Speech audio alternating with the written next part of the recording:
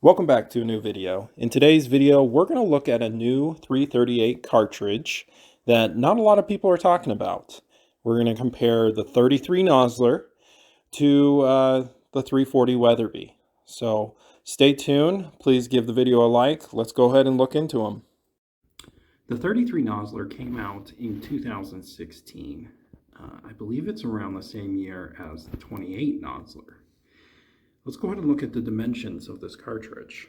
It's actually quite a bit, not quite a bit different, but it is different than the smaller 26, 27, 28, and 30 Nosler.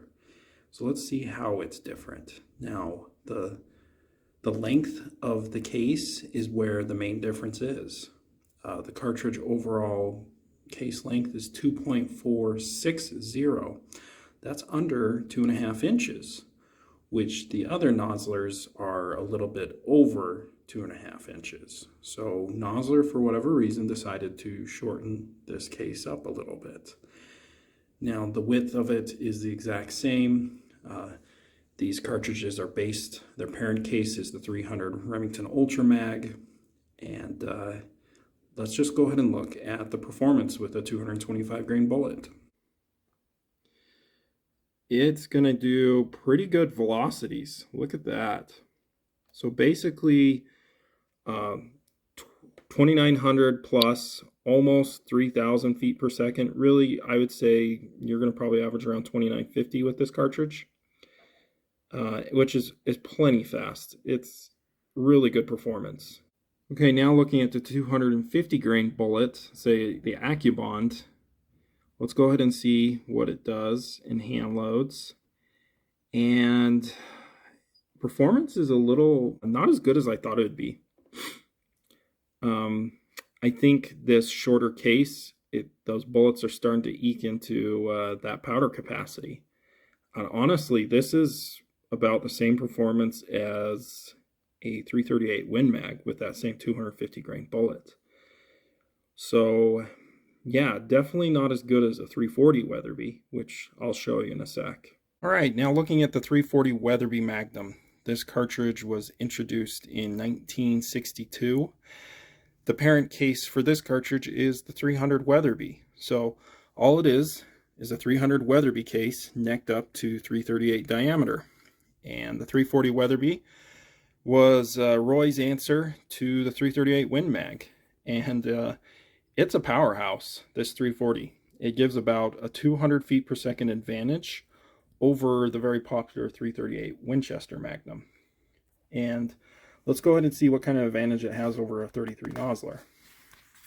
So looking at a 225 grain bullet, you're going to get this going 3,000 plus feet per second. So it has about 100 feet per second advantage over the 33 Nosler with the 225 grain. But I think we're going to see a bigger advantage with the heavy bullets. Yeah, so a 250 grain bullet, Hornady, you can get it going 2,900 feet per second. In fact, I know it will go that because Weatherby offers some of their factory ammo on 340 that will go almost 2,950. So that gives you almost a 200 feet per second advantage over the 33 Nosler. Let's go ahead and look at the ballistics for the 33 Nosler. We're going to use the 250 grain AccuBond with a BC of 0.575. With a muzzle velocity of 2,750 feet per second, your energy is at 4199. So interestingly enough, that's actually around the same energy as a 300 Weatherby. Recoil is a bigger bullet. It's going to have a good amount of recoil, just a little bit more than a 338 Win Mag. Recoil should be around 36. Let's go ahead and look out to, hunting distances. Okay, so at 400 yards, this bullet is traveling 2,155 feet per second. The energy is 2,500 foot-pounds of energy, almost 26. The drop, it's not terrible. 29 inches of drop when you zeroed it at 100. But let's go ahead and see the potential for this cartridge out to, 1,500 foot-pounds. Okay, and we're going all the way out to 800 yards before it hits 1,500 foot-pounds. So Yeah, this cartridge has plenty of power. Definitely good enough to hunt anything on North America. Now let's go ahead and look at the 340 Weatherby Magnum with that same 250 grain AccuBond. The muzzle velocity, you're going to be right around 2,900 feet per second. You could probably get more, but we're just going to put it at 2,900. Energy-wise, 4,669 foot-pounds of energy. And then without a muzzle brake, you're going to fill this cartridge. Yeah, it kicks over 40. Okay, so out to hunting distances, like I did with the 33 Nosler, out to 400 yards, this cartridge maintains about almost a 400 foot-pound energy advantage over the 33 Nosler.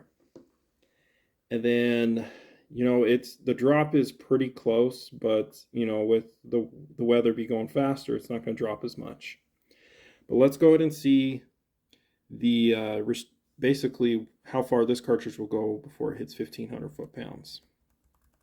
We just scroll it down, and it will almost go 900 yards. So it has about a 75-yard advantage over the 33 Nosler. And so at 900 yards, you're almost 1,500 foot-pounds.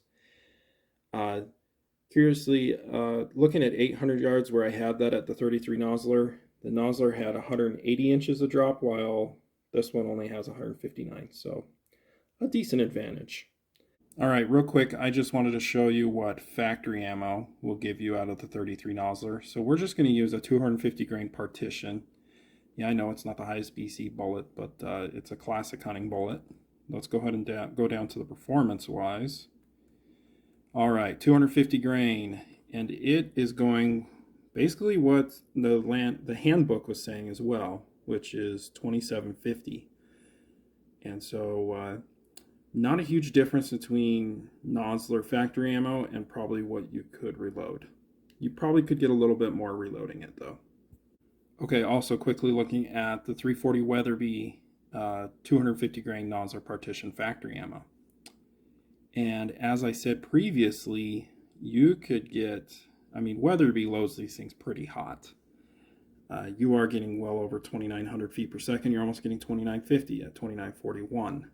And that muzzle energy is 4,800 foot-pounds. So yeah, there's a sizable difference.